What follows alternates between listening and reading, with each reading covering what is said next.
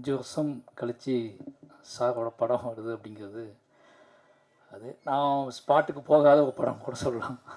மற்ற எல்லா படத்துலேயுமே நான் வேலை பார்த்துருக்கேன். இந்த ஒரு படம் தான் வேலை பார்க்க முடியல அப்படிங்கிற வருத்தம். வேலைனா ஸ்பாட்டில் போய் பார்க்க முடியல அப்படிங்கிற வருத்தம். ரொம்ப என்ன சொல்கிறதுனா மைண்ட் ஃபுல்லாக ரொம்ப ரொம்ப சந்தோஷமாக இருக்குது. இந்த பறந்து போவை பற்றி ஏழுகடல் ஏழுமலை முன்னாடியே ரிலீஸ் ஆனாலும், முன்னாடியே ரெடி ஆனாலும் பறந்து போ ரிலீஸ் ஆகுது அப்படின்னு எனக்கு ஒரு ஆசை இருந்துச்சு. எனக்கு சார் ஜாலி மூடில் ஒரு படம் பார்க்கணும்னு சொல்லிட்டு அது பறந்து போ முன்னாடி வர்றது இன்னும் சந்தோஷம். இந்த என்ன எப்படி பேசுனது தெரில, ரொம்ப பதட்டமாக தான் இருக்குது. பட் ஒரு ஹாப்பி, ரொம்ப சந்தோஷமாக இருந்த ஒரு மைண்ட் இருக்கும்ல அந்த மாதிரி இருக்குது. ஏன்னா சார் வந்து அடிக்கடி சீரியஸாகவே டிஸ்கஸ் பண்ணுற மாதிரி ஒரு ஃபீல்டு இருக்குல்ல. ஆனால் நாங்கள் பயங்கரமாக ஜாலியாக டிஸ்கஸ் பண்ணுற விஷயங்கள் வெளியே வர மாட்டேங்குது அப்படின்னு ஒரு வருத்தம் இருக்கும்.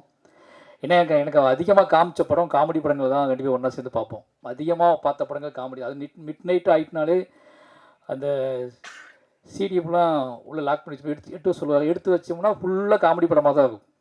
மைக்கேல் மேலே காமராஜா, அது ஒரு கிட்டத்தட்ட 100 தூரம் பார்த்துப்போம் நினைக்கிறேன் அந்த படத்தை. மைக்கேல் மேலே காமராஜா, பஞ்சதந்திரம். ஒரு நாள் அது எந்த அளவுக்கு இருக்கும்னா ஞாபகம் வச்சு அந்த படத்தெல்லாம் கேட்டுகிட்டே இருப்பார். அந்த படத்தை எடு. நானே நிறைய ட்ரிப் அந்த காமெடி படங்களை பார்க்க ஆரம்பிச்சிட்டேன். என்னையவே வந்து கலவாணி வந்தப்போ வந்து இந்த மாதிரி தான் நீ படம் பண்ணணும். ஏன்னா விழுந்து சிரிச்சாங்க அந்த படத்துக்கு, கலவாணி படத்துக்கு. டேய் இப்படி படம் பண்ணிடுவாடா, எப்படி இப்போ ஆடியன்ஸ் எப்படி என்ஜாய் பண்ணுறாங்க இப்போ அப்படின்னு சொல்லிட்டு அவருக்கு அந்த மாதிரி ஒரு ஆசை பயங்கரமாக. ஆடியன்ஸ் வந்து ஒரு லைஃப்பை, ஒரு நிஜத்தை பார்த்து அந்த நிஜத்தை அக்செப்டபுளாக நேர்மையாக அந்த நிஜம் வந்து அவங்கள வந்து தப்பான விஷயமாக யோசிக்க வைக்காமல் அந்த நிஜம் அந்த வாழ்க்கையை ரசித்து அவங்க சிரிக்கணும். வாழ்க்கைக்குள்ளே நமக்கு இருக்கிற பிள்ளை, நமக்கு இருக்கிற நமக்குள்ளே இருக்கக்கூடிய சின்ன சின்ன பிள்ளைகள் வச்சு நம்ம சிரிப்போம்ல, அந்த மாதிரியான மூமெண்ட்டு அவருக்கு ரொம்ப பிடிக்கும். உதாரணத்துக்கு சொல்லணும்னா ஒரு படத்துக்கு போயிருந்தோம் நானும் சாரும். ஒரு செகண்ட் ஷோக்கு போயிருந்தோம். படம் பேர் சொல்ல வேணாம். படம் ஆரம்பித்து ஒரு 10 நிமிஷம் இருக்கும். என்னடா படம் வரப்போன்னு கூட்டி வந்துட்டார். நான் ரொம்ப வெயிட் பண்ணேன் சார், இதுக்கப்புறம் இவங்க வருவாங்க அவங்க வருவாங்க அப்படின்னு சொல்லி. அவங்களாம் வந்து கிழிச்சாங்க, நீ வாடா அப்படின்னு கூட்டி வந்துட்டார். கூட்டி வந்து ஒரு 2 மாதம் கழித்து அந்த படத்தோட காமெடி வந்து ஆதித்யா டிவியில் ஓடிட்டு இருக்கு. எனக்கு இந்த படத்தோட டிவிடி வேணும் அப்படின்னு கேட்டேன்.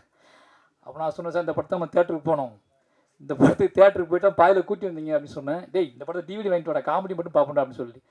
அப்புறம் வாங்கிட்டு வந்து பார்த்தா அந்த டிவிடி அந்த படத்தோட காமெடியை எத்தனை நாள் பார்த்தானே தெரியாது. அது வடிவேல் சார் நடித்த படம். அந்த காமெடி பார்த்துக்கிட்டே இருப்பார், விழுந்து சிரிச்சிட்டே இருப்பார். அப்போ அவர் என்கிட்ட பேசுகிறது எல்லாமே அதிகமாக 2 பேரும் தனியாக இருக்கும்போது பேசுகிறது எல்லாமே பயங்கர காமெடி சென்ஸாக. என்னோட விஷயம் இருக்குல்ல, எனக்குள்ளே இருக்கக்கூடிய ஹியூமர்ஸை வந்து அதிகமாக வெளியே எட்டு வந்தது அவர் தான். என்னை பற்றி பேசிகிட்டே இருப்பார், என்னை பற்றி கேட்டுகிட்டே இருப்பார். அது எல்லாமே பயங்கரமாக வந்து தங்கமீன்கள் ஷூட்டிங் அப்போ ஒன்று நடந்துச்சு. அப்போ நான் ரொம்ப இன்னசென்ட்டாக இருப்பேன். தங்கமீன்கள் ஷூட்டிங் அப்போ வந்து எங்கள் அப்பாவுக்கு வந்து பாம்பு கடிச்சிருச்சு. ரொம்ப ஷூட்டிங் ஸ்பாட்டில் வச்சு நடந்துருச்சு. அப்போ நான் வந்து பயங்கரமாக அவர்கிட்ட வந்து அழுது வீட்டுக்கு போன ஆஃபீஸ் போன சொல்லிட்டு இருக்கும்போது, ஊருக்கு போன சொல்லிட்டு இருக்கும்போது, அவனுக்கு ஃப்ளைட் டிக்கெட் போட்டுங்க ஊருக்கு அனுப்புங்க அப்படின்னாங்க. அப்போ நான் அழுதுகிட்டே சொன்னேன், எனக்கு பாஸ்போர்ட் இல்லை அப்படின்னு சொல்லி. அவள் பக்கத்தில் இருந்துட்டே வந்து பாஸ்போர்ட் திருநெல்வேலிக்கு போக தேவையில்லடா அப்படின்னு. எனக்கு அப்போ வந்து இப்போ நினச்சி பார்க்கும்போது பயங்கர வந்து ஐயோ இப்போலாம் இருந்திருக்குமேன்னு சொல்லிட்டு அவள் அப்போ வந்து அதை தெரியாமல் பக்கத்தில் இருந்து காது பக்கத்தில் வந்து சொன்னார், டேய் திருநெல்வேலிக்கு போய் இருக்கிற பாஸ்போர்ட்டு டிக்கெட் போட்டால் போயிட்டு வரா அப்படின்னு சொன்னார். 2 பேருமே நிறைய நாள் வந்து அதுக்கப்புறம் எந்த பாயிண்டில் நாங்கள் மாறினோம்னு யோசிச்சு பார்த்தா, இனி 2 பேர்த்தையும் ரொம்ப சீரியஸாக மாற்றின பாயிண்ட்னா ஈழ பிரச்சனை தான் சொல்லலாம். ஈழ இஷ்யூஸ் நடக்க ஆரம்பிச்சதுக்கப்புறம் தான் அந்த இரவுகள் தான் அரசியல் அதிகமாக. அதுக்கு முன்னாடி வரைக்கும் என்கிட்ட இருந்து இன்னசென்ட் கிராமத்தோட வாழ்க்கை, கிராமத்தில் நான் பண்ணுற சேட்டைகள், நீ என்னெல்லாம் பண்ணியிருக்கேன்னு சொல்லி 2 பேரும் அதை பற்றியே பேசி இப்படி ஒரு வாழ்க்கையை நான் வாழலடா, இந்த வாழ்க்கையில் இவ்வளோ சந்தோஷம் இருக்கா, ஜாலி இருக்கான்னு சொல்லி பேசிகிட்டு இருக்கும்போது 2009 சினிமாவே வேண்டாண்டா அப்படிங்கிற அவரோட அந்த ஈழத்தோட பாதிப்பு உச்சம் அவரை வேற ஒரு பக்கம் திருப்பிச்சு. சினிமாவை தாண்டி இது இந்த இனம் இந்த இந்த மொத்த இஷ்யூஸும் ரொம்ப டிஸ்டர்ப் பண்ண ஆரம்பிச்சிச்சு. அப்போ தான் முதலாக 2 பேரும் அவர் மனசை விட்டு அரசியல் பேச ஆரம்பிக்கிறார். அப்போ அவர் இவ்வளோ காத்திரமான அரசியல் பேசுறதை நான் அப்போ தான் ஃபஸ்ட் டைம் பார்க்குறேன். அந்த இரவுகள் தான் டோட்டலாக என்னோட சினிமா கேரியரே மாற்றுது. அந்த 2009 அவர் பேசுனதுக்கப்புறம் டோட்டலாக அரசியலாகவே 2 பேரும் பேசி சந்திக்கிற ஆட்கள், பேசுகிற ஆட்கள், சினிமா கூட வேணாண்டா ஏதாவது பண்ணி ஆகுண்டா அப்படின்னு சொல்லிட்டு விடிய பேசிகிட்டே இருப்போம். அப்படி தான் அரசியல் வந்துச்சு. அந்த அரசியல் பாயிண்ட் ஆஃப் வியூவில் நான் கதைகள் சொல்ல ஆரம்பித்தேன். அந்த கதையில் கேட்டுட்டு அவர் இன்னும் அப்போ இதெல்லாம் பண்ணுமாடா, இதை பண்ணுடான்னு சொல்லி என்னை ட்ராக் மாற்றி விட்டது இந்த விஷயத்தினால தான். இல்லைனா நான் கண்டிப்பாக ஒரு வில்லேஜ் ஹியூமரான கலவாணி மாதிரியான வில்லேஜ் ஹியூமரான படங்கள் நிச்சயமாக அவர் விரும்பக்கூடிய ஸ்டைலில் அவரை நம்பக்கூடிய அவரை சிரிக்க வைக்கக்கூடிய ஸ்டைலில் படங்கள் பண்ணியிருப்பேன். ஏன்னா அவருக்கு வந்து என் படத்தில் சிரிப்பு நான் உன் படத்தை பார்த்து சிரிக்கணும்னு நினைக்கிறேன்டா அப்படிம்பார். அதுக்கப்புறம் என்ன நினச்சிக்குவாருன்னா வாழை தான் ரொம்ப சிரித்து பார்த்தாரு. நான் நீ நினச்சி பயங்கரமாக சிரித்து பார்க்க வேண்டாம், சிரிக்கிறது அவருக்கு ரொம்ப பிடிக்கும், சிரிச்சுக்கிட்டே இருக்கணும்னு நினைப்பார். இப்போ என்னென்னா என் பையனை பற்றி பேசி பேசி பயங்கரமாக அவன் என்ன பண்ணான், வீக்லி ஒரு டைம் ஃபோன் பண்ணி அவன் என்ன பண்ணான், அவனை அனுப்பிவிடு அவனை அனுப்பிவிடுன்னு சொல்லிட்டே இருப்பார். எனக்கு ரொம்ப ஆசை. சார் மையனை பற்றி நிறைய கதைகள் சொல்லுவார். நம்ம எப்போ இவட்ட இந்த பில்டப் பண்ணி இந்த கதையெல்லாம் சொல்கிறது, ஒரு அப்பாவாயிட்டோம், நம்ம அப்பாவாயிட்டோம் அப்படிங்கனால நம்ம எப்போ இந்த மாதிரி கதையெல்லாம் சொல்கிறது அவர்கிட்ட, இவன் இப்படி பண்ணான் சார் அவன் அப்படி பண்ணான் சார். எனக்கு அந்த மாதிரி ஆசைனா லைஃப்பில் ப்ரைடாக கதை சொல்லவே இல்லை. நம்ம ப்ரைடுனா நாம் பையன் தான் நம்மளோட ப்ரைடு நினைப்போம்ல. என்னடா லைஃப்பில் ப்ரைடாக கதை சொல்லவே இல்லையா, பையன் இப்படி பண்ணா அப்படி பண்ணான்னு சொன்னால் அது பயங்கர சந்தோஷமாக இருக்கும்ல அப்படின்னு வெயிட் பண்ணிகிட்டே இருந்தேன். இப்போ அவன் வந்து சாரை வச்சு தான் நீ ஓட்டுறான், ஆல் அப்பாஸ் லையர்னு சொல்லி இந்த வார்த்தையை எடுத்துக்கிட்டான். எது எப்போ எடுத்தாலும் அதை கூப்பிட்டு கேட்டே இருப்பான். சார் லைஃப்பில் நடந்த மாதிரி சார் சொல்கிற கதைகள் மாதிரி நமக்குலாம் எப்போ நடக்குமா, அதுக்கு வாய்ப்பு இருக்கா அப்படி யோசிச்சுட்டு இருக்கும்போது இப்போ சமீபத்தில் சார் ஃபோன் அடிச்சுட்டே ஜப்பான் போயிருந்தேன். அப்போ அடிக்கடி ஃபோன் அடிச்சுட்டே இப்போ ஜப்பானில் எங்கே போனேன், எதை பார்த்தேன், மிஸ்கின் மாதிரி அக்கிராக வருஷாவை கல்லறைக்கு போ அப்படிலாம் சொல்லிட்டு இருந்தார். அப்போ அந்த ஒரு பாட்டு சிங்கிள் ரிலீஸ் பண்ணியிருந்தார். அந்த பாட்டு நான் பார்த்துட்டு அவரை பேசிக்கிட்டு நான் காரில் வந்துட்டுருக்கேன் ஜப்பானில்.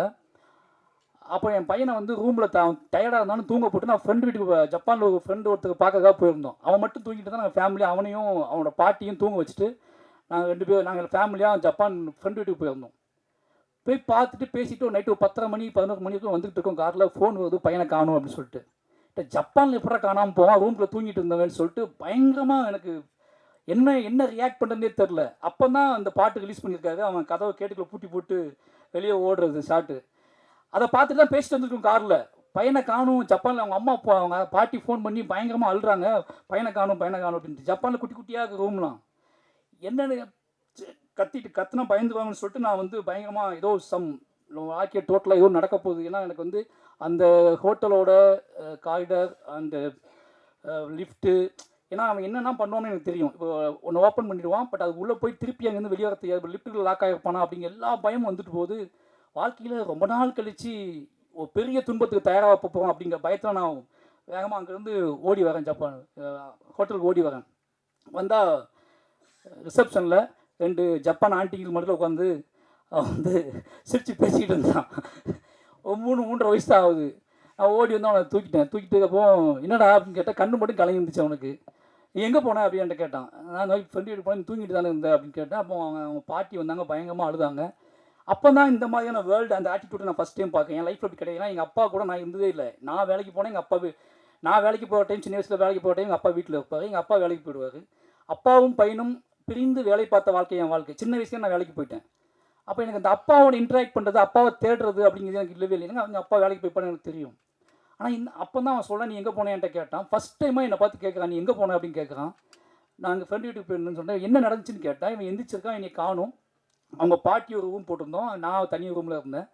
சரி அப்பா ரூமில் இருப்பாங்கன்னு சொல்லிட்டு அவன் என்ன பண்ணியிருக்கான், கதை பாட்டிக்கு தெரியாமல் ஷூலாம் மாட்டி பேம்பஸ்லாம் போட்டிருந்தான். பேம்பஸ்லாம் கழட்டிட்டு பேண்ட் ஷர்ட் மாட்டி ஷூ மாட்டி வெளியே டோர் லாக் பண்ணிட்டு என் ரூம் போயிருக்கான்.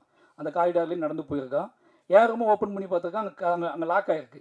திருப்பி இங்கே வந்து ஓப்பன் பண்ணி இது க்ளோஸ்டாக இருக்குது. அவனுக்கு உள்ளே போக முடியல. அந்த காரிடார்லேயே அலைஞ்சிட்டு இருந்திருக்கான். பக்கத்துக்கு யோசிச்சு பார்த்துருக்கான், தட்டி பார்த்துக்கான். அவங்க தூங்கிட்டு இருந்திருக்காங்க. எல்லா ரூமையும் தட்ட ஆரம்பிச்சிட்டான். போய் எல்லா ரூமையும் தட்டியிருக்கான். ஏதோ ரூம்லேருந்து 2 பேர் வெளியே வந்திருக்காங்க. அவங்ககிட்ட வந்து எழுதி கொடுத்துருக்கான், மாரி செல்வராஜ்னு எழுதி கொடுத்துருக்கான். டேரக்டர் மாரி செல்வராஜ்னு எழுதி கொடுத்துருக்கான். எனக்கு பயங்கர ஆச்சரியமா இருந்துச்சு. அவங்க சொல்கிறாங்க, அந்த 2 லேடிஸ்ன்னு சொல்கிறாங்க, டேரக்டர் மாரி செல்வராஜ்னு எழுதி கொடுத்தான் அப்படின்னு சொல்லி அவன் கீழே போய் கொடுத்தோம், நீங்கள் வந்திருக்கீங்கன்னு சொன்னாங்க அப்படின்னு சொல்லி நீங்கள் இங்கே உட்கார வச்சிட்டோம் அப்படின்னு சொல்லி. எனக்கு அவ்வளோ நேரம் பயமாக இருந்த பயம் வந்து அவனை வந்து இந்த எக்ஸ்போசரில் இருக்கான் அப்படிங்கும்போது சார் ஃபஸ்ட் டைமாக நான் வந்து அதை பயங்கரமாக ப்ரைட் பண்ணேன். சார்ட்ட உடனே ஃபோன் பண்ணி இந்த மாதிரி பண்ணிட்டான் அப்படின்னு சொன்னேன். அவர் சிரித்து உருண்டு கிடந்தார். இதுக்கப்புறம் நீ வந்து உன்னோட சினிமா மாறும், உன்னோட மொழி மாறும், சமூகத்தின் மீது உனக்கு இருக்கக்கூடிய ஒரு நம்பிக்கை பிறக்கும். நீ வந்து உனக்குள்ளே இது வரைக்கும் இருந்துக்கிட்டு இந்த விஷயம் எல்லாத்தையுமே அவன் சேஞ்ச் பண்ணுவான், அந்த பார்வையை சேஞ்ச் பண்ணுவான், பெரிய நம்பிக்கையை கொடுப்பான்ட்டு ரொம்ப நேரம் பேசிகிட்டு இருந்தார். மறுநாள் காலையில் நாங்கள் வெளியே அவுட்டிங் கிளம்புறோம். நானும் அவன் தனியாக நின்றுட்டு இருக்கேன். அவன் கையை சிக்கன் பிடிச்சிட்டு இருக்கேன், எங்கேயாவது போயிடுவானு சிக்கிட்டு இருக்கேன். அந்த 2 ஜப்பான் ஆண்டியன் தள்ளி நடந்து போயிட்டுருக்காங்க. அப்பா என் ஃப்ரெண்ட்ஸ் போகிறாங்க அப்படின்னு சொல்கிறான். அவங்கள கூப்பிட்டு அதுக்கப்புறம் ஒன்றா வச்சு 4 பேர் ஒன்றா ஃபோட்டோ எடுத்துக்கிட்டோம். அப்போ தான் எனக்கு புரிஞ்சிச்சு, அப்பா நம்ம இந்த லைஃப் நம்ம வாழலை அப்படின்னு சொல்லிட்டு. இப்போ இந்த படம் பார்க்கும்போது எனக்கு அப்படி தான் தோணுது. சார் பிறந்து படம் பார்த்துட்டாரு, கதை சொல்லும்போது எல்லாமே எனக்கு வந்து என்ன தோணுச்சுன்னா, மயன் ஞாபகத்துக்கு வந்துட்டே இருந்தேன், சாரோட பையன். இது சாரோட பையன் கதையாக நான் எடுத்துக்கிறதா, இல்லை சார் என்னெல்லாம் பண்ணியிருப்பான்னு யோசிப்பேன்ல. ஏன்னா சார் அப்பா என்கிட்ட ரொம்ப பேசுவார். அப்போ சாரோட அப்பா என்ன பேசும்போது இது சாரோட கதையாக எடுத்துக்கிறதான ஒரு டவுட் இருக்குது எனக்கு. ஏன்னா அவர் லைஃப் இப்போ இல்லை, நம்ம இப்போ தான் அந்த லைஃப் வாழ்கிறோம். எங்கள் சார் வந்து அவர் சின்ன பையனாக இருக்கும்போது இந்த லைஃப் தான் வாழ்ந்துருக்காரு. அவர் அதிகமாக வந்து நிச்சயமாக பார்த்தா இது அவரோட லைஃப் தான் நான் எடுத்துக்கிறேன். ஏன்னா ஆனால் அது உண்மையான சொல்ல வேண்டிய விஷயம்னா, சாரோட அப்பாவும் பொய் சொன்னது கிடையாது, சாரும் எங்ககிட்ட பொய் சொன்னது கிடையாது. இது ரெண்டு தான் முக்கியமான விஷயம்.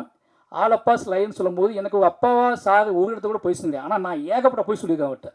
நான் வந்து இந்த உலகத்தில் நிறைய பொய் சொன்னேன்னா அவர்கிட்ட தான் சொல்லியிருக்கேன். ஏன்னா ஒருத்தர் நம்ம யார்கிட்ட பொய் அதிகமாக சொல்லுவோம் யோசிச்சுப்பாங்க, நம்மளை போய் நம்மளை இவங்களை விட்டுறக்கூடாது, நம்மளை இவங்க விட்டுறக்கூடாது, நம்மளை வந்து இவங்க போன்னு சொல்லிடக்கூடாது, நம்மளை வந்து சந்தேகப்பட்டுறக்கூடாது, ஒரு நிமிஷம் கூட நம்மளை மறந்துடக்கூடாது அப்படின்னு நினைக்கக்கூடிய ஆள்கிட்ட நம்ம நிறைய பொய் சொல்லுவோம்.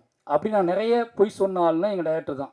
ஏன்னா காதலிக்கும் போது நீங்கள் பொய் சொல்லி தான் ஆகணும். எங்கே என்னோடய காதலி தேடி போகும்போது தான் நான் பொய் சொல்லி தான் ஆகணும். நிறைய பொய் சொல்லிட்டு போயிருக்கேன். ஆனால் அவர் ஒரு நாளுமே இது என்கிட்ட பொய் சொன்னால் தான் எனக்கு ஞாபகமே இருக்குது. இப்படி சார் இப்படி பொய் சொல்லிட்டாரு அப்படின்னு ஒரு ஞாபகமே எனக்கு இருந்தது இல்லை. பொய்யே சொன்னது கிடையாது. ஆனால் அவர் அவங்க அப்பாட்ட நிறைய பொய் சொல்லியிருக்காரு அப்படிங்கிறது நமக்கு தெரியுது. எனக்கு யோசிச்சு பார்க்கும்போது இந்த கதை வந்ததில் ஒரு பெரிய சந்தோஷம். இந்த படம் பார்க்கும்போது, இந்த படம் ஆரம்பித்த நாள்லேருந்து சிவா தான் ஹீரோன்னு சொல்லும்போது ஒரு பெரிய ஷாக்கு எல்லாத்துக்குமே. சிவா ஷாக்கு. எனக்கு என்ன பயம்னா, மம்முட்டி சார் ஸ்பாட்லேயே நம்ம வந்து மம்முட்டி சார் அதையே நம்ம பயந்துக்கிட்டு இருந்தோமே, இப்போ சிவா கூட எப்படி இருப்பார் அப்படின்னு சொல்லிட்டு பயம் இல்லாமல் இந்த படம் எப்படி வரும்னு இல்லை, இந்த ஸ்பாட் எப்படி இருக்கும் அப்படின்னு சொல்லி தான் பயம் இருந்துச்சு. டெய்லி ஃபோன் பண்ணி அமுதன்ட்ட கேட்பேன், அடிச்சு எப்படி போயிட்டு ஸ்பாட் அப்படின்னு கேட்பேன். ரொம்ப ஜாலியாக இருக்காங்க ரெண்டு பேரும் அப்படிம்பாங்க. ரெண்டு நல்லா சிரிச்சு பேசிட்டு இருக்காங்க ரெண்டு. சரி ஷூட்டிங் ஆரம்பிச்சாச்சா அப்படின்னு கேட்டால், சிவா ஏதோ படத்துக்கு போயிருக்காரு வந்து ஆரம்பிச்சு. சார் மாறிட்டாரா இல்லை சிவா கூட போய் மாற்றிட்டாரான்னு தெரில, பயங்கரமான சிந்தைகள் இருந்துச்சு. அப்போ இந்த காலகட்டத்தில் சார்ட்ட ஒரு பயங்கரமான ஒரு என்னையை பார்க்கும்போதெல்லாம் பேசுகிற மொழி சந்தோஷமாக ஹாப்பியாக பேசிட்டே இருப்பா. என்னடா நம்ம சினிமா எதுக்குடா எடுக்கிறோம், ஒரு காலத்தில் சினிமா எதுக்குடா எடுக்கிறோம், எந்த ஆர்ட் நம்ம உருவாக்குற கலை எல்லாமே ஏதோ வகையில் நம்மளை சந்தோஷப்படுத்தணும் மேடம், நம்மளை வந்து ஹாப்பியாக வச்சுக்கணும் மேடம் அப்படிம்பாரு. நான் ரொம்ப டிப்ரெஷனாகவே இருப்பேன்னு அவருக்கு தெரியும். ஏய் இதுக்கு எதுக்கு ஏன் இவ்வளோ எமோஷனலாக இருக்கேன் அப்படின்னு சொல்லி இந்த படத்தெல்லாம் காட்டி, இந்த விஷயத்தெல்லாம் காட்டி, எனக்கு இந்த படம் பார்த்ததை விட அவர் படத்தை பற்றி சொன்னது அதிகம். இந்த படத்தில் ரொம்ப முக்கியமான விஷயம் அப்படின்னா, எனக்கு இன்னும் ஞாபகத்துக்கு இந்த சட்டை, நான் அசிஸ்டன்டேட்டராக இருக்கும்போது, நான் ஆஃபீஸ் பாயாக இருக்கும்போது இந்த சட்டை ஒன்று இருந்துச்சு. அது நான் வந்து ரொம்ப நாள் நான் எடுத்துகிட்டு போய் நான் ஸ்கிரிப்ட் எழுதும்போது, நான் ஊர் சுற்றும் போது அந்த சட்டையை நான் போட்டு அலைஞ்சேன். திருப்பி அதே மாதிரி ஒரு சட்டையை எப்படி கண்டுபிடிச்சி எனக்கு போய் ஷாக் ஆகிடுச்சு. நம்ம கொண்டு இது வந்து சொல்லாமல் வேண்டாமன்னு தெரியல, அந்த சட்டையை போட்டுட்டு ரொம்ப நாள் நான் அலைஞ்சிட்டு இருந்தேன். அந்த ஃபோட்டோஸே இப்போ ராமேஸ்வரத்துலாம் போனேன், அவர்கிட்ட போய் சொல்லிட்டு அந்த சட்டையை போட்டு ராமேஸ்வரத்துக்குலாம் போனேன். அவ்வளோ இந்த படம் ஃபுல்லாக சட்டை போட்டிருக்காரு. எனக்கு அதுதான் ஆச்சு. இந்த படம் ஃபுல்லாக சட்டை போட்டு ரோட்டில் அலைஞ்சிக்கிட்டே இருக்காங்க. நான் இதே சட்டையை போட்டு ராமேஸ்வரம் ஃபுல்லாக அலைஞ்சிட்டே இருந்தேன். ஏதோ வகையில் எப்படி பார்த்த எல்லா வகையிலையும் ஒரு மகனாக நின்று பார்க்கும்போது இந்த கதை அப்பா லைன்னு சொல்லும்போது பொய்யே சொல்லாத ஒரு அப்பா ராம்சார் எடுத்த படம் தான் பறந்துப்போம். அவரை பற்றியான எந்த பொய்யுமே சொல்லாமல் எல்லா படைப்புகள்லையுமே அவரை பற்றியான பொய்கள் இருக்கக்கூடாதுன்னு நினைப்பார். அவர் உருவாக்குற மனிதர்கள்ட்ட பொய் கூட நினைப்பார். ஒரு கேரக்டர் டிசைன் பண்ணும்போது நான் கற்றுக்கிட்ட லேர்னிங் என்ன அப்படின்னு அவர்கிட்ட பெரிய முக்கியமான விஷயம்னா, தான் உருவாக்குற கதாபாத்திரங்கள்ட்ட பொய் கூட நினைப்பார். அது ரொம்ப பாலபாடமாக எனக்குள்ள ஓடிட்டே இருக்கும். அவன் இப்படின்னா அப்படியே அவன் சொல்லக்கூடிய அதை காட்டக்கூடிய வல்லமை, அதை காட்டக்கூடிய துணிச்சல் உனக்கு இருக்கணும். அப்படி இல்லைன்னா நீ பொத்தம்பொதுவாக மூடி மறைச்சி நல்ல பேர் வாங்கணுக்காக ஒன்று பண்ணக்கூடாது, பொய் இருக்கக்கூடாது அப்படின்னு சொல்லுவார். அப்படி ஒரு பொய்யற்ற மனிதர் எடுத்த படம் தான் பறந்துப்போ. அப்படி அவர் எல்லா படத்துலையுமே அந்த பொய் இருக்காது. அவருக்குள்ளே என்ன தோணுதோ அதை எப்படி எடுப்பார். இந்த படம் நிச்சயமாக ஏன்னா ரொம்ப சந்தோஷமான நாள் எங்களுக்கு. ஏன்னா இப்போ அருண் விஸ்வா சொன்ன மாதிரி ஜூலை 4 2 படம் ரிலீஸ் ஆகுது. கிட்டத்தட்ட அந்த படத்துக்கு இதே மாதிரி நான் போய் பேசி ஆகணும். ஏன்னா இப்போ பார்த்தீங்கன்னா அவர் ப்ரொடியூசராக இருக்கார், நான் ஒரு டைரக்டராக இருக்கிறேன். சார் வந்து டைரக்டர் ஆகிட்டு 3 படம் வேணா ரிலீஸ் ஆகுது. இந்த 2 படம் வேணா ரிலீஸ் ஆகுது. ரொம்ப சந்தோஷமான விஷயம். இதில் முக்கியம் சொல்ல போனால் கிரேஸ் அவங்க கும்பலாங்கி நைட்ஸ் பார்த்துட்டு பயங்கரமாக பிடிச்ச ஒரு ஆக்டர். சார் படத்தை நடிக்கணும்னு ரொம்ப சந்தோஷமாயிடுச்சு எனக்கு. ஏன்னா நிச்சயமாக ஒரு அவங்களாம் வேறு ஏதாவது படத்தில் வச்சப்போ ஒரு பையன் இல்லை என்னென்ன இந்த படத்தில் மாட்டிட்டாங்கன்னு தோணும். பட் சார் படத்தை நடிக்கிறாங்க ரொம்ப சந்தோஷம். இந்த பையன் எனக்கு வந்து நிறைய நேரத்தில் அவன் வந்து மயனை ஞாபகப்படுத்தினான். ஏன்னா அப்படியே அவன் வந்து தான் பையனை பார்த்ததை, அவனோட ஆட்டிடியூட்டை, அவனுக்குள்ள அவன் ஒரு விஷயத்தை எவ்வளோ சவுண்டாக கேட்பான், ஒரு விஷயத்தை எவ்வளவு நாசுக்காக கேட்பான், எப்படி லாக் பண்ணுவான், எல்லாத்தையும் தெரிஞ்சுக்கிட்டு பண்ண மாதிரி, எல்லாத்தையும் பார்த்து பார்த்து இவனை உருவாக்குற மாதிரி இருந்துச்சு. எனக்கு என்னோட ஃபாதர், என்னோட அப்பா ராம் சார் வந்து அவர் எடுத்த அந்த படத்தை பார்க்கும்போது நான் என்னையை உருவாக்குன அந்த ஃபீல்டில் தான் நான் பார்க்குறேன். என்னையை வந்து நான் அவர்கிட்ட என்னெல்லாம் ஆசைப்பட்டேன், என்னையை எப்படி உருவாக்குனாரு, அந்த ஃபீல்டில் தான் அந்த படத்தை பார்க்குறேன். நிச்சயமாக எங்கள் ஃபேமிலியோட திருவிழானே சொல்லலாம் இந்த படம். எல்லோரும் சொல்கிறாங்க மாரி செல்வராஜ் உருவாக்கிட்டாருன்னு சொல்லி. அதான் சொல்கிறேன்ல, எங்கிட்ட இருக்கிற நல்ல விஷயம் அத்தனையுமே அவரால் உருவாக்கப்பட்டது. எங்கிட்ட இருக்கிற அரசியல் நேர்மையோ இல்லை எங்கிட்ட இருக்கிற குறைந்தபட்ச நல்ல விஷயம் ஏதாவது இருக்குன்னு நீங்கள் நம்புனீங்கன்னா அது ஏன்னா நான் அப்படி வாழலை. அப்படி ஒரு வாழ்க்கையை எனக்கு இந்த சமூகம் எனக்கு அப்படி வாழ்க்கையை கொடுக்கவே இல்லை. இந்த சமூகம் எனக்கு கொடுத்தது எல்லாமே சந்தேகத்துக்குரியது தான். இந்த சமூகம் எனக்கு கொடுத்தது எல்லாமே இவனுக்கு கொடுக்கலாமா, இவனுக்கு வேண்டாமா, இவன் இந்த சமூகத்துக்கு தேவையா வேண்டாமா அப்படிங்கிற சந்தேகத்திலேயே வச்சிருந்த சமூகத்துக்கிட்ட எனக்கு என் லைஃப்பில் இருக்க நல்ல விஷயம் அத்தனையுமே என்னோட இயக்குனரால் கொடுக்கப்பட்டது. ஒரு காதல் மேலே, ஒரு பிரியத்தின் மேலே, அன்பின் மேலே, நம்ம அப்பா அப்படிங்கிற கேரக்டரையே, அப்பாங்கிற வாழ்க்கையின் மீதே எனக்கு ஒரு பெரிய பிரியத்தை கொடுத்தது. அவ்வளோதான். நான் ஒரு அப்பாவாக இருக்கேன் அப்படிங்கிற ப்ரைட்னஸையே. ஏன்னா இது இல்லைன்னா நான் வேறு மாதிரி அப்பாவாக இருந்திருப்பேன். ஒரு பையன் பிறந்தான், ஓகே அவன் வேலையை பார்க்குறான், நம்ம வேலையை பார்க்கணும் அப்படின்னு இருந்திருப்பேன். ஆனால் இப்போ டெய்லி அவனை பார்த்துக்கிட்டே இருக்கேன். எங்கிட்ட இருக்கிறத விட இப்போ அவன் ராம் சார் பற்றி கேட்குறான் அதிகமாக. சாட்டை போகணும்னு சொல்கிறான். என்னை நேசித்ததை விட என் பிள்ளைகளை அவர் நேசிக்கிறாங்க அப்படிங்கிறது வந்து ஒரு பெரிய எனக்கு உண்மையாக பொறாமையாக இருக்குது. என்னடா நீ வேணாண்டா அவனை அனுப்பிவிட்றா அப்படிங்கிறார். சார் நான் வரட்டுமா அப்படின்னு கேட்டால், நீ வந்து எனக்கு என்ன பண்ண பார்ப்பா, அவனை அனுப்பிவிடு அப்படின்னு கேட்குறாரு. அவன் போகிறான். அவன் போயிட்டு அவன் இப்போ ஐஸ்கிரீம் வேணும் எப்படி கேட்குறான். அவன் ஐஸ்கிரீம் வேணும்னு கேட்க மாட்டேன்றான். ராம் சார் ஆஃபீஸ்க்கு போகணும் அப்படின்னு கேட்குறான். ஏன்னா அங்கே போனால் அவன் வாய்ப்பு கொடுப்பான்னு அவனுக்கு தெரியும். அவன் அப்படி ஆகிட்டான் எல்லாத்துக்குலையுமே. எனக்கு என்ன அப்படின்னா ரொம்ப சந்தோஷமாக இருக்குது. எனக்கு என்னென்னா மைண்ட் என்ன தோணுதுன்னா, அவன் அப்படியே வளரணும். அந்த ஷேடோவிலே அவன் சார்கிட்ட டேரக்ட் ஏன்னா என்னையால் அவ்வளோ அறிவை, அவ்வளோ நாலேஜை புகட்ட முடியுமான்னு தெரியாது. ஏன்னா நான் ஏதோ வழியில் என்னை அறியாமலே சமூகத்தின் மீதுக்கு பயத்தை தான் அவனுக்கு புகட்டுறேன். சமூகத்தின் மீது பயத்தையும் அவநம்பிக்கையும் தான் ஏதோ வகையில் நான் அவன்கிட்ட இனி அறியாமலே இப்படி பண்ணக்கூடாதுன்னு சொல்கிறேன். இப்படி பண்ணுறா நீ அப்படின்னு சொல்கிற துணிச்சல் வந்து என்கிட்ட இல்லவே இல்லை. அதை நான் நிறைய இடத்த உணர்ந்துருக்கேன். என் பிள்ளைங்கிட்ட நான் உணர்ந்துருக்கேன். விடு அவன் பார்த்துக்குவான் அப்படின்னு சொன்னதே கிடையாது நான். அவன் அப்படி பண்ணுறான் இது தப்பாக நாளைக்கு தப்பாக நினச்சிக்குவாங்க, ஏதாவது தப்பாக நினச்சிக்குவாங்க அப்படின்னு சொல்லிகிட்டே இருப்பேன் நான். ஆனால் அவங்க டேய் நீ பண்ணுறா, நீ குதிட்டா, நீ ஆடுறா, நீ ஓடுறா, அவனை விடுறா அப்படின்னு சொல்லக்கூடிய எனக்கு சொன்னார்ல, அதே மாதிரி அவனுக்கு சொல்லி வளர்த்துக்கிட்டு இருக்காரு. ஏன்னா அவரே பேர் வச்சு 2 பேர்த்தையும் அவரோட பார்வையில் வளர்க்குறாரு. நிச்சயமாக எனக்கு அந்த சந்தோஷம் ஒரு முக்கியமான சந்தோஷம். பறந்து போ 5 வருஷத்துக்கு அப்புறம் எல்லாரும் இந்த படம் பார்க்கும்போது நம்ம எவ்வளோ எனக்கு என்னென்னா நிறைய பேர் பார்க்கும்போது உங்கள் சார் படம் பார்த்தேன்னு யாருன்னு சொல்ல மாட்டாங்க. என்கிட்ட எல்லாருமே சாரை பார்த்தேன்னு சொல்லுவாங்க. இந்த 6 வருஷத்தில் ராம் சாரை பார்த்தேன் அப்படின்னு என்கிட்ட ஒரு பெரிய சேஞ்சோட சொல்லுவாங்க. உங்கள் சாரை பார்த்தீங்கன்னா எனக்கு பெரிய பொறாமை, பெரிய பெருமை என்ன அப்படின்னா, நிறைய டைரக்டர்ஸ் என்கிட்ட வந்து ஹிட்டு கொடுத்த டைரக்டர்ஸ் நிறைய பேர் சொல்லுவாங்கன்ட்டு, தயவாது இந்த கதையை உங்கள் சார் தான் மாற்றி விட்டாரு, இந்த பாயிண்ட் அவர் தான் மாற்றி விட்டாரு, இந்த விஷயத்தை அவர் தான் மாற்றி விட்டாரு. அவர் மீட் பண்ண போகும்போது கதை சொன்னேன். அப்போ இதுதான் எனக்கு பயங்கர இந்த 5 வருஷம் படம் பண்ணாமல் இருந்தது, ரிலீஸ் ஆகாமல் இருந்ததை விட எவ்ரி டைரக்டர்ஸ் எல்லாருமே வந்து நீ பார்க்கும்போதெல்லாம் உங்கள் டைரக்டரை மீட் பண்ணேன், கொஞ்சம் ஓப்பன் ஆகிடுச்சு, கொஞ்சம் ஃபோக்கஸ் ஆகிடுச்சு அப்படி சொல்லும்போது அது ஏதோ வகையில் அவர் வந்து பயங்கரமாக வெளியே போய்கிட்டே இருக்காரு, எல்லாத்தையும் கடந்து போய்கிட்டே இருக்காருன்னு சொல்கிறதுக்கு இல்லை. இப்போ வரைக்கும் அந்த படம் வந்து அவர் 5 வருஷம் கழிச்சு வந்தால் கூட இப்போ வரைக்கும் ராம் அப்படிங்கிற ஒரு ஆளுமையின் மீது ஒரு பெரிய நம்பிக்கையும் மரியாதையும் எதிர்பார்ப்பையும் வைத்திருக்க இந்த தமிழ் சமூகத்துக்கு என்னோட இயக்குநர்கள், உதவி இயக்குநர்கள் சார்பாக நன்றி சொல்லிக்கிறேன். ஏன்னா எல்லாருமே உங்கள் சாகப்படம் எப்போங்க வரும், உங்கள் சாகப்படம் எப்போங்க கேட்டே இருப்பாங்க. எங்கள் குடும்பத்தின் சார்பாக உங்கள் அத்தனை பேருக்கும் நன்றியை தெரிவிச்சுக்கிறேன். வந்திருந்த அத்தனை பேருக்குமே ரொம்ப நன்றி. இதில் ஒர்க் பண்ணவங்க எனக்கு நிறைய வந்து நான் ரொம்ப எமோஷனலாக டக்குன்னு சாகை பற்றியே பேசுனதுனால இதில் ஒர்க் பண்ணவங்க எல்லாருமே இண்டிவிஜுவலாக எனக்கு தெரியும். எங்கள் அத்தனை பேருமே வந்து சந்தோஷ் வந்து மாமன்னில் ஒர்க் பண்ணும்போதே நான் வந்து அவரோட பழக்கம் ரொம்ப என்னது ரஹ்மான் சாரோட மைண்டில் என்ன ஓடிட்டுருக்கு அப்படின்னா நைஸாவோட பேச்சு தான் தெரிஞ்சுக்குவேன். ரொம்ப என் மேலே பெரிய நம்பிக்கையை வச்சுக்கிறோம், மரியாதை வச்சுக்கக்கூடிய ஒரு மியூசிக் அவர் இப்படி மியூசிக் ஆகிட்டார், சாக படத்தில் ஓப்பன் ஆகிட்டார் அப்படிங்கிற ரொம்ப சந்தோஷம். இப்படி ஒவ்வொருத்தருமே இந்த படத்தில் அவங்களோட உழைப்பை பெருசாக போட்டிருக்காங்க. சிவா சார் நிறைய பேசணும், அதில் மேடைகள் நிறைய இருக்குது. சாரை சந்தோஷமாக பார்த்துக்கிட்டார் சிவா சார்.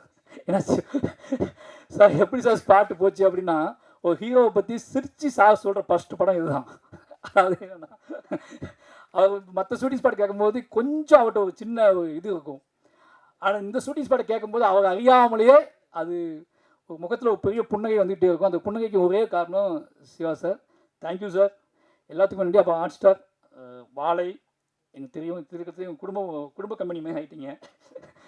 வாழைக்கு அவங்க கூட சப்போர்ட் உங்களுக்கு தெரியும். ஏன்னா வாழை இப்போ பறந்து போக மூலமாக தான் வாழை நடந்துச்சு. பறந்து போகிறதுக்காக தான் எல்லாம் மீட் பண்ணி பேசிக்கிட்டே இருப்போம். அப்போது அந்த கேப்பில் வாழை ஆரம்பித்து வாழையை பண்ணிடலான்னு போயிட்டோம்.